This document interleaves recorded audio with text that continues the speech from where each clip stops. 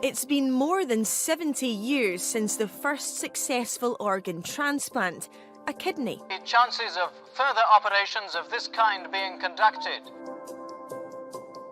People who want to donate their organs can have their names put on a computer by using, for example, a new type of driving licence application form. And thanks to the donor register, hearts, lungs and livers are now among the 100,000 organs replaced every year. When you lose someone and they've given that gift, that huge gift, you are immensely proud of them. But even now, it remains a difficult wait for patients. It took just over a year for me to get my transplant, and I deteriorated a lot during that time, and I was constantly in and out of hospital, getting weaker and weaker. So yes, it was a terrible and terrifying time. Here in Gothenburg, one team are trying to solve this, and they're using technology that's a bit like a 3D printer. Their aim, well, it's to grow organs from cells here in this lab. No donor necessary. Today we are going to look at printing skin. The skin is composed of different layers. Okay. And every layer has different types of cells in combination. It is the human body's largest organ, but even a small skin model requires millions of cells. They're mixed into different bioinks for the machine to choose between. You really design a code, what tells the printer what to print, when, and in which structure. It's a lot more visible than I expected with the naked eye. A hollow blood vessel structure has been layered inside this one, and a syringe-like print head has a different purpose. So you can actually print cells or hair follicles to really replicate the skin. At this stage, it kind of looks like a bit of toothpaste, but actually it's seriously complicated cells in here. While 3D printed skin could be applied in surgical grafts, drug and cosmetic testing, the cells have to mature first.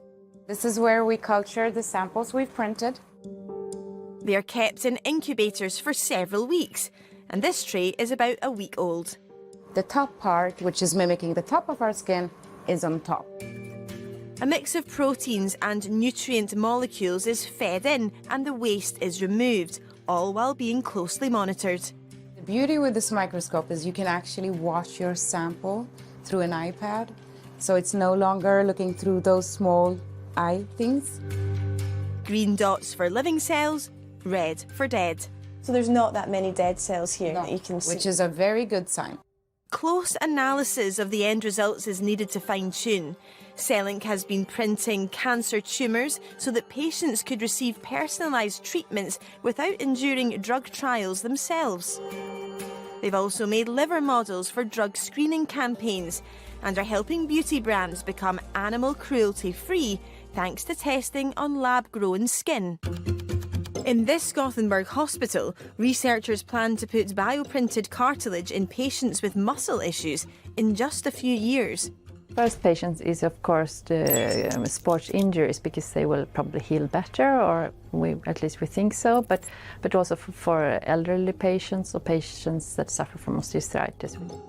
We get very nice cartilage tissue that have healing capacity, so we are very optimistic.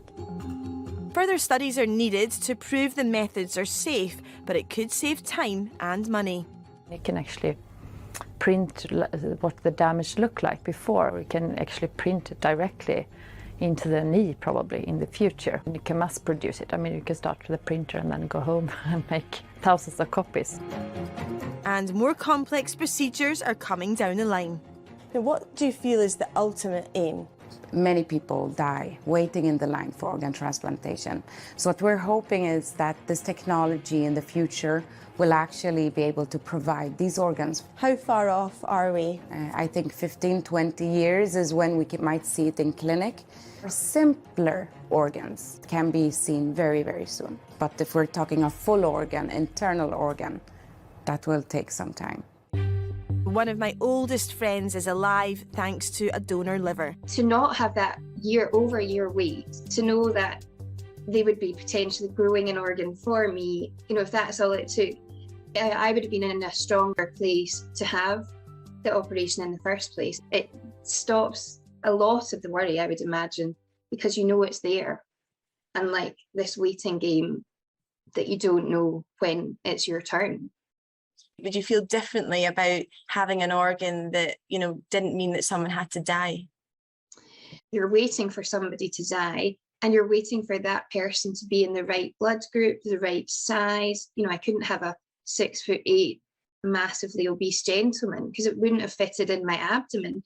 So if you were able to eradicate all of that and then almost home grow your own to the exact perfect fit, yeah, I think it would be life-changing for thousands of people.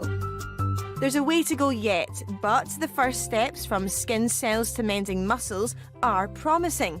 I won't be the only one hoping lab-grown organs could cut the queue to life-saving operations.